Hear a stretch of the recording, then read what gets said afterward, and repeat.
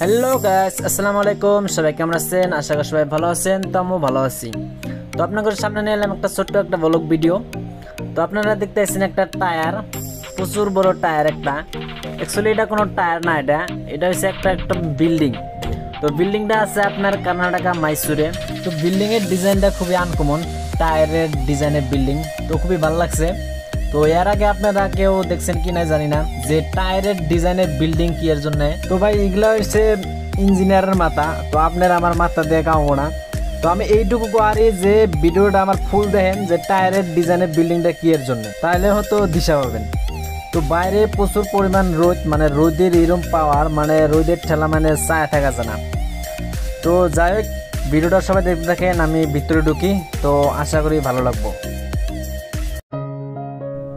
তো এর ভিতরে আর কি খালি পুরানো বস্তু আর কি, মানে এত পুরানো বস্তু যে আমার আপনার জন্মর আগের পুরানো বস্তু, দুইটা বল আর কি। যে এর ভিতরে আপনার পুরানো বস্তু 1930, 34, 40, 50 ওই যুগের বস্তু আর কি, ওই যুগের গাড়ি এগুলা। মানে যারা বানাইতো আর কি, এগোর ডিটেলস প্রাইজের মধ্যে দেওয়া আছে, আপনারা হয়তো দেখারেন।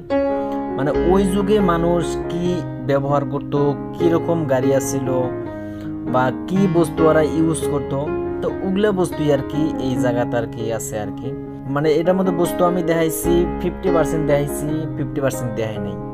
কারণ 50%, বাকি 50% যদি আমি দেখাই ভিডিও প্রচুর পরিমাণ লম্বা হয়ে যাবো।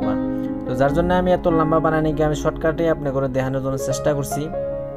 এত পুরানা বস্তু যে আগেকার যুগে মানুষে কিরকম ভাবে চলাফেরা করতো, কি বস্তু ইউজ করতো, সবগুলো বস্তু দেওয়া আছে। তো আপনারা ভিডিওটা লাস্ট পর্যন্ত দেখেন, আশা করি ভালো লাগবে। ধন্যবাদ।